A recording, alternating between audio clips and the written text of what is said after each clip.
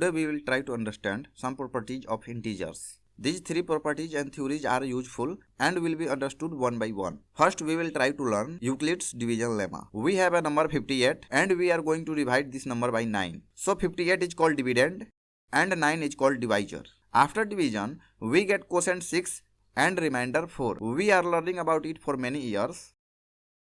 Euclid was a Greek mathematician who existed 2300 years ago.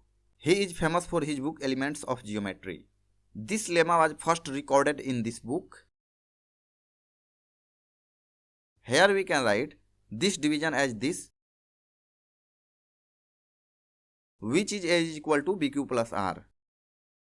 This equation is nothing but the restatement of the long division process. Let's dive deep inside this division. By changing 58 by 59, remainder changes from 4 to 5. Each time we change dividend, remainder automatically changes. But when we change 62 by 63, we realize something is going wrong. We cannot change it because here remainder becomes 9, which is divisible by 9.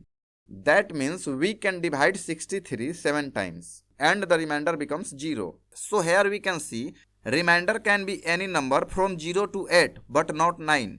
Remainder will be greater than or equal to 0 and will be smaller than 9, that is B.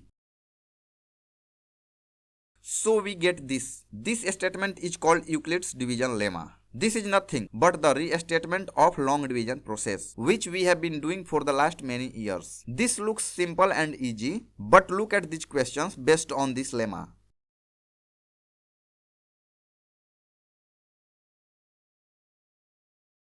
I hope you can solve them, but if you find some difficulties during calculation, just watch my next video, where you can find all solutions.